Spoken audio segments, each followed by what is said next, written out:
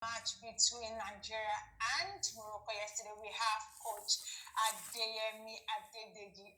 God, it's nice to have you with us again, once again, Coach. It's a pleasure to be here, Firitola. Thank you for having me. All right. Now, you watched the game yesterday between the Super Eagles of Nigeria and the host nation Morocco. What did you make of that match? To be honest with you, it is what I expected. It's what I saw because before the game, I was on air with you, Afro Sports here. I told you that Nigeria is going to play the toughest match in the AFCON. That the Morocco is not like the Algeria or the Tunisia. Say they are more technical, good, and tactical discipline. And if Nigeria cannot dominate them in ball possession, we can forget the game because I believe that in Africa today, Morocco is one of the best teams. Right. Now, the Super Eagles of Nigeria would, of course, they will feel disappointed that they didn't get to the final. But now they will have to take on Egypt, the Pharaoh of Egypt, in the final. And do you think that would make for another exciting game? Because Egypt will also be looking to at least win the bronze medal, looking that they did well leading to the semi-final of the tournament. What went wrong in our team in our game yesterday against Morocco is all about the technicality and the tactical discipline without the ball.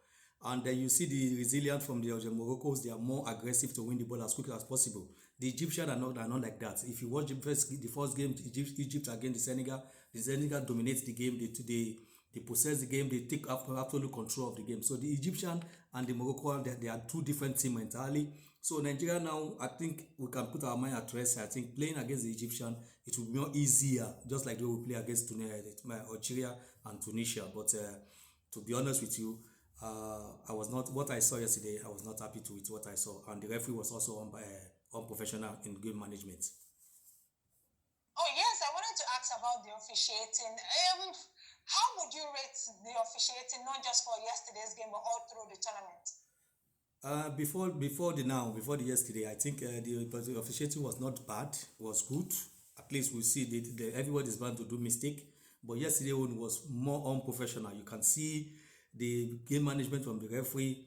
Yesterday is uncalled for. Even if you watch the match against Egypt and Cameroon, the officiating was good, was professional enough.